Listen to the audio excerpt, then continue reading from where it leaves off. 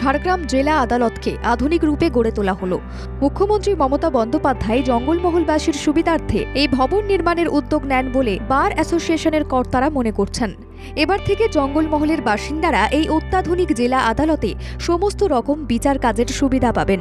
কলকাতা হাইকোর্টের আদলেই তৈরি হয়েছে ঝাড়গ্রাম জেলা আদালত। 6 তলার জেলা আদালতে রয়েছে 17টি কোর্টের কক্ষ। নবনির্মিত আদালতে 7টি লিফটের ব্যবস্থা। পুরো আদালতেই থাকছে এসির ব্যবস্থা। গোটা আদালত চত্বর মুড়ে ফেলা হয়েছে সিসিটিভি ক্যামেরায়। নবনির্মিত ঝাড়গ্রাম জেলা আদালতে 18 জন বিচারকের এজলাস রয়েছে। 18 জন বিচারকের এজলাস থাকলেও চালু করা হচ্ছে আজকে আদালত। দেওয়ানি, ফৌজদারি, এসিজিএম, সিজিএম, প্রথম অতিরিক্ত জেলা দায়রা আদালত ছাড়াও জেলা বিচারকের এজলাসের ব্যবস্থা করা হয়েছে। বিচার প্রার্থীদের থাকা ও বসার ব্যবস্থা, সরকারি আইনজীবীদের পৃথক পৃথক চেম্বার থাকছে। দুটি বার অ্যাসোসিয়েশনের আলাদা আলাদা ঘর রয়েছে। ভবনেই রয়েছে জিআরও কার্যালয়। নতুন ভবনে সাক্ষীদের বসার ব্যবস্থা রয়েছে।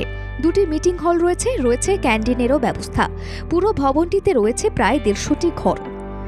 উল্লেখ্য, 2017 সালে নতুন ঝাড়গ্রাম জেলা ঘোষণা করা হয়। 2019-এ ঘোষণা হয় জেলা আদালতের। কোর্ট চত্বরে ছড়িয়ে ছিটিয়ে এতদিন কাজ চললেও মঙ্গলবার থেকে সমস্ত কাজ নতুন আদালতের বিল্ডিংয়ে শুরু হয়েছে। রাজ্য সরকার প্রশাসনিক স্তরে সমস্ত ধরনের সহযোগিতা করে। বার অ্যাসোসিয়েশনের সদস্যরা বলছেন, 2011 সালের পর কয়েকজন আইনজীবী রাইটার্স বিল্ডিংয়ে রাজ্যের আইনমন্ত্রী মলয় ঘটকের সঙ্গে সাক্ষাৎ করে নতুন কোর্ট বিল্ডিং নির্মাণের জন্য আবেদন জানিয়েছিলেন।